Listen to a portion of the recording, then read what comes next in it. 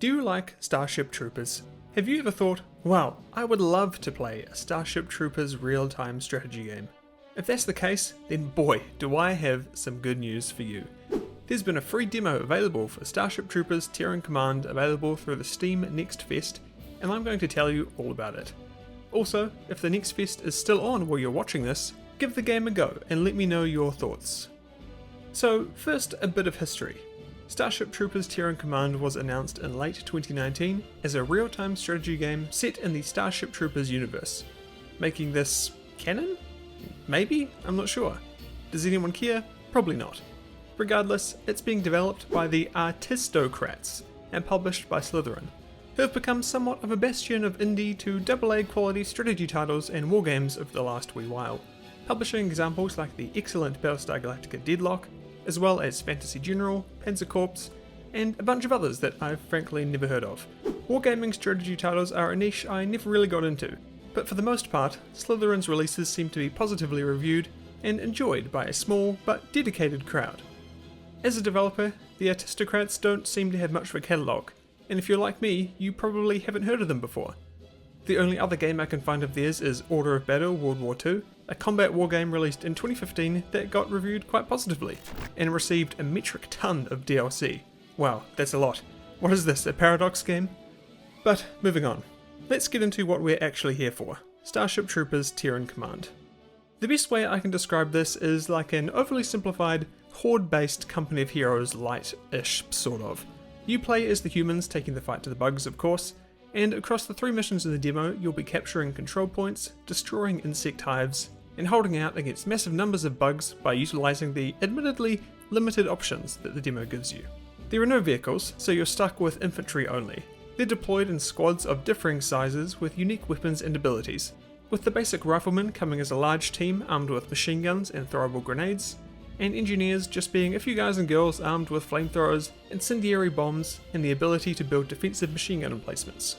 Now, this is a demo after all, and gameplay wise it's quite limited.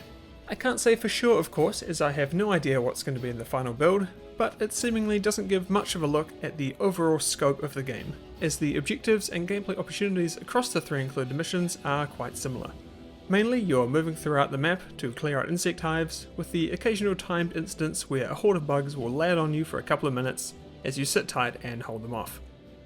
It's quite simple, as is the base building in its current state. There's your primary structure, which develops infantry, the available amount of which is limited by a population cap that can be increased by capturing more of these buildings across the map. Further to that, there's a couple more structures which unlock the use of other unit types.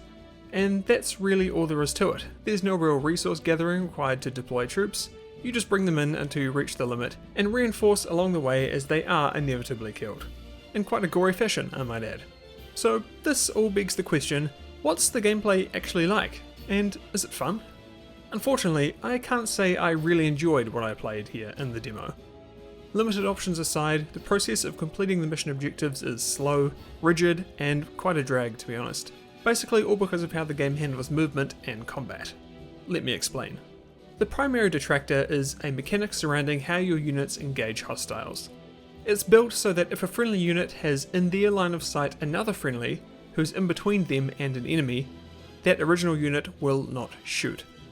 They just stand there, waiting to either be killed or until the unit in front of them is either dead or out of the way, and then they'll fire. Meaning if some of your units are, say, in a column, or any formation that isn't just a firing squad, you're going to be losing out big time in terms of firepower. And it's a problem when there's so many insects heading your way. This forces you to tediously micromanage your troops into optimal positions, because they don't maneuver themselves at all, even when you're right-clicking an enemy to try and get them to engage. It's especially infuriating in close quarters, which is most of the time, considering the bugs are constantly trying to get up in your face. You'll have units just sitting around as their comrades are being slaughtered, and often they don't even have friendlies in their direct line of sight, they're kind of just there in their peripheral. It makes moving through thin sections like this endlessly frustrating, and while I understand it's likely in the game to expand its depth and force you to think about positioning, I found it wholly detrimental to the experience, and I do hope it's removed, or at least significantly altered in the final release. A way it can be improved is having units automatically move themselves into an effective firing position once the enemy is in range, for example. Besides those frustrations, I found the actual moment-to-moment gameplay to be quite repetitive and not very exciting. Due to the requirement of essentially needing to form a firing squad at all times, gameplay quickly devolves into slowly advancing a line of troops towards an insect nest, stopping and starting as you clear the impending hostiles.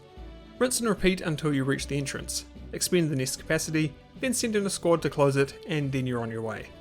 The other times where you're tasked with holding a position plays out just as you could imagine. A firing squad of troops in the same position, shooting bugs until there's none left. It's severely lacking in player agency, and aside from chucking the odd grenade, or micromanaging a squad of units into getting a firing solution every so often, there's not really anything to do but wait and watch until you either win or get overrun. And because units can't shoot while moving, you can't back off and kinda kite them, you just have to sit there and hope you have enough firepower. Or that you can deploy units fast enough in the background to keep reinforcing them.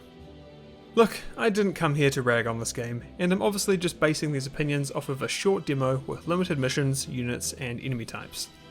But I just didn't really gel with what seems like other core mechanics here, and I'm just not sure how this concept is going to be interesting and exciting enough in the final release, though I'm hopeful the devs can prove me wrong on this. And look, it's not all bad, the game looks fairly decent for a low budget title like this, and it's presented in a fun way that riffs on the pro-military propaganda of the film. The 2D animated cutscenes aren't bad, the voice acting is only fine, but I'm glad it's there to begin with, as it's something that would usually be cut in a game like this, and it's technically sound with no crashes or bugs that I encountered. Apart from the enemies, of course. Sorry. I do really hope the developers can nail a solid release here, and I'll do my best to try it out when it goes 1.0 later this year. But as it stands, I'm hesitant that the mechanics and gameplay options will be worked on and developed enough to a point where I'm going to enjoy it. Your mileage may vary, and like I said, I would love to be proven wrong. Did you try out the demo in the next fest? If so, I would love to hear your thoughts on it in the comments. Thanks very much for watching, and I will see you all next time.